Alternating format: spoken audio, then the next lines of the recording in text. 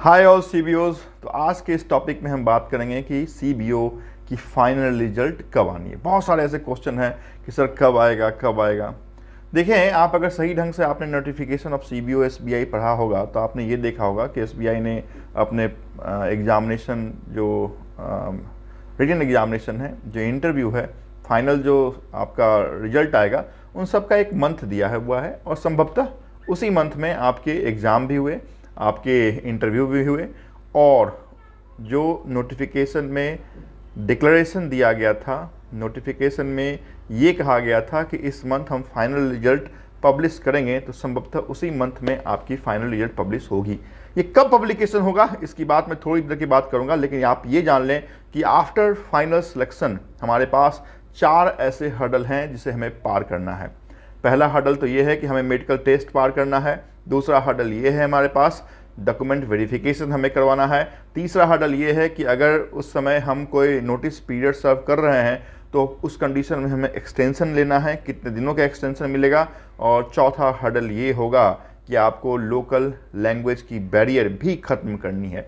तो इस 4 ऐसे लेयर हैं जो आपके फाइनल सिलेक्शन के बाद इसकी शुरुआत होगी, जिसमें मैं आज के इस टॉपिक में 2 की बात करूंगा। One is medical test and second is your document verification. और अंत में मैं बताऊंगा कि आपके सीबीओ का फाइनल रिजल्ट कब तक आपके पास आएगा।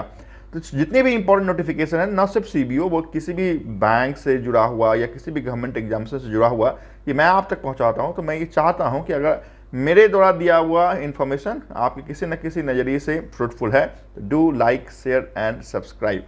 तो चलें शुरुआत करते हैं आपकी आज की वीडियो और ये देखते हैं कि आपका डॉक्यूमेंट वेरिफिकेशन से पहले मेडिकल टेस्ट होगा।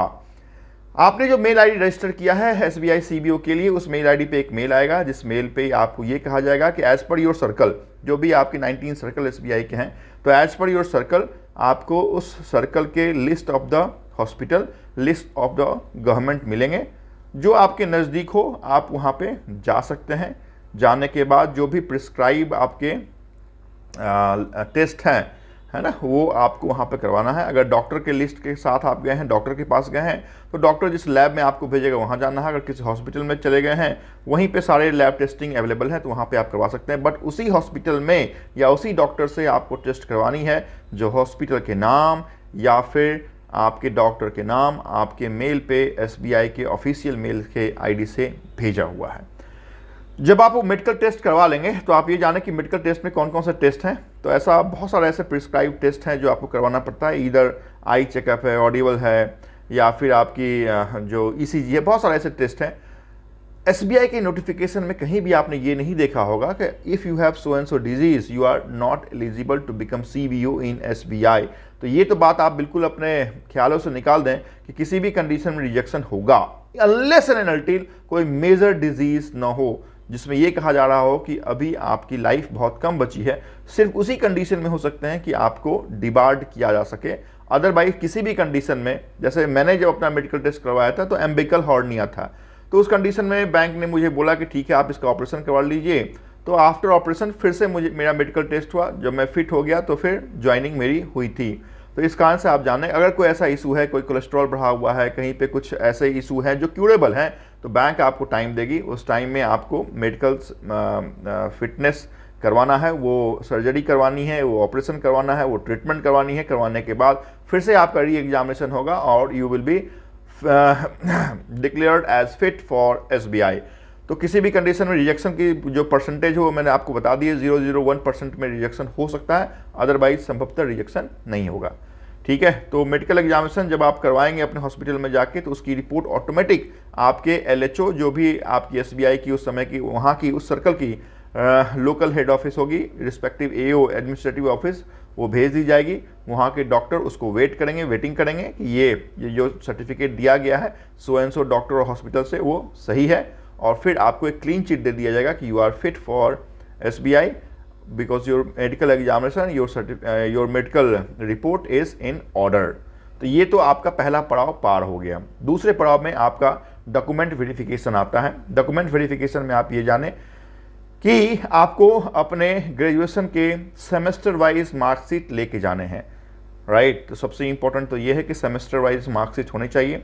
उसके बाद आप जानें कि आपका डेट ऑफ बर्थ प्रूफ होना चाहिए। तो अगर डेट ऑफ बर्थ प्रूफ ना हो तो आप अगर 10th के मार्कशीट को लेके जाएंगे तो उस पर भी डेट ऑफ बर्थ प्रूफ होता है। तो 10th marksheet certificate is considered as date of birth certificate. तो ये 2 सर्टिफिकेट मैंने आपको बताया है। Third is very very important, जिस सर्टिफिकेट में ये डिक्लेरेशन आपकी प्रीवियस एम्प्लॉयर बैंक का होना चाहिए कि you serve as an officer in XYZ scheduled commercial bank for at least 2 years। तो उस सर्टिफिकेट में, जिसे हम एक्सपीरियंस सर्टिफिकेट कहते हैं, उसमें ये डिक्लेरेशन आपकी प्रीवियस बैंक के द्वारा लिए लिखा जाना चाहिए कि आप शेड्यूल्ड कमर्शियल बैंक में कार्यरत थे और आपने 2 साल एज एन ऑफिसर बैंक में काम किया है। तो ये थर्ड आपकी सर्टिफिकेट होगी। फोर्थ में आपको आपका KYC पैन इज कंपल्सरी। तो पैन के साथ आपके अदर डॉक्यूमेंट जो भी हैं, आधार, पासपोर्ट हैं, उसे आप कैरी करें। उसके साथ साथ फोटोग्राफ भी आपसे, तो 6 photograph, passport size photograph you also have to carry. उसके बाद लोकल लैंग्वेज जो टेस्ट आपकी होगी उसको रोकने के लिए, अगर आप उस स्टेट से हैं तो 10th और 12th के आपके मार्कशीट हैं, तो ये बता देगा कि आप यहाँ के लोकल लैंग्वेज से वाकिफ़ हैं। अगर ना भी वाकिफ़ हैं और वो उस स्टेट की है ना आपकी 10th और 12th की मार्कशीट है, तो यहाँ पे आप लोकल लैंग्वेज प्रोफिशिएंसी टेस्ट से बच सकते हैं। This is very very important for LPT test, right. Then after, अगर कोई कैटेगरी से हैं आपने कहीं OBC कैटेगरी डाली है, SC ST PWD कैटेगरी डाली है ना, इकोनॉमिक वीकर सेक्शन आपने EWS डाला है, तो उस कंडीशन में आपको वो जो सर्टिफिकेट है, caste certificate, you have to carry. This is very very very important. हमने डाल दिया कि हम EWS कैटेगरी में आते हैं but we don't have certificate, तो उस कंडीशन में आप पहले ही मेक श्योर हो जाएं you have to carry this certificate along with you while going to document verification, right. Then after, अगर एक्स सर्विसमैन कैटेगरी से आप हैं तो उसकी भी सर्टिफिकेट आप लेके जाएं। उसके बाद आप जानें कि जो सिविल रिपोर्ट है वो भी आपको कैरी करना है।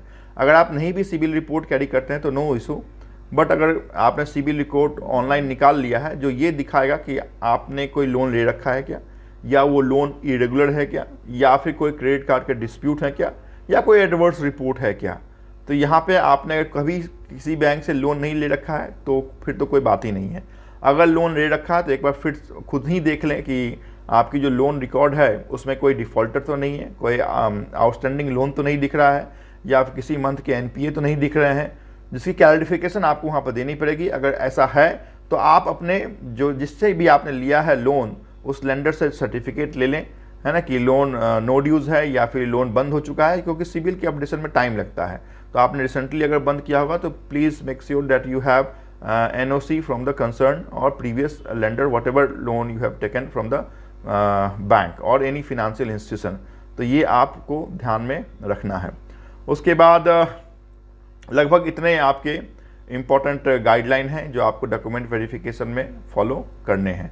उसके बाद अगर मुझे लगता नहीं कि इससे अलावा भी कुछ होगा। हाँ, most important that is 2 character certificate. ये जो 2 कैरेक्टर सर्टिफिकेट हैं इसकी फॉर्मेट आपको ऑनलाइन भी मिल जाएगी, है ना। और 2 कैरेक्टर सर्टिफिकेट में या तो आप ये 2 character certificate other than your blood relation किसी भी गैजेटेड ऑफिसर से बनवा लें, है ना, जो BDO हैं, CO हैं, IAS IPS अधिकारी हैं तो उनसे बनवा लें, या फिर स्कूल और कॉलेज के प्रिंसिपल से भी आप बनवा सकते हैं, या फिर 2 पब्लिक सेक्टर बैंक ऑफिसर से भी आप ये बनवा सकते हैं SBI से, राइट। तो इतने डॉक्यूमेंट वेरिफिकेशन आपके होने हैं। तो आप मेक श्योर हो लें कि ये डॉक्यूमेंट, जो 11 डॉक्यूमेंट के लिस्ट हमने आपके साथ साझा किए हैं, ये डॉक्यूमेंट आपके पास रेडली अवेलेबल हैं। अभी हम उस फैक्ट पे आते हैं जो बात हमने कही थी कि when SBI will declare their final CBO result. तो CBO का जो रिजल्ट है उसकी नोटिफिकेशन में ही लिखा गया था मंथ जुलाई। तो जुलाई के लास्ट तक तो आपके पास रिजल्ट अवेलेबल हो जाएगी। देखिए, जो भी रिक्रूटमेंट ऑफ SBI होती है वो CRPD कॉर्पोरेट सेंटर कंडक्ट करती है, तो वहाँ की जो इन्फॉर्मेशन है वो वहाँ पे काम कर रहे दूसरे डिपार्टमेंट को भी नहीं मिलती है।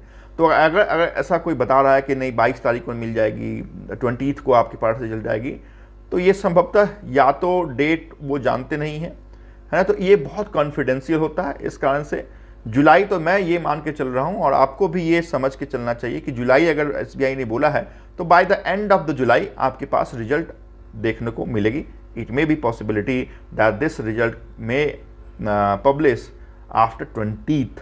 तो आफ्टर 20th से लेके बिफोर मंथ एंड आपके पास आपकी फाइनल रिजल्ट होगी। फाइनल रिजल्ट के बाद मेडिकल के लिए आप तैयार रहें, डॉक्यूमेंट वेरिफिकेशन के लिए आप तैयार रहें। अगर कोई एक्सटेंशन लेना है तो उसके लिए मैं नेक्स्ट वीडियो जो बनाऊंगा उसके लिए आप तैयार रहें। और फाइनली जो एलपीटी, अगर आपने उस स्टेट के 10th 12th नहीं किए हैं तो एलपीटी क्या कैसा गाइडलाइन होता है, कौन से टेस्ट हमारे पास होती हैं, उसके लिए आपको तैयार रहना है to become final CBO in SBI। Thank you so much for watching this important video।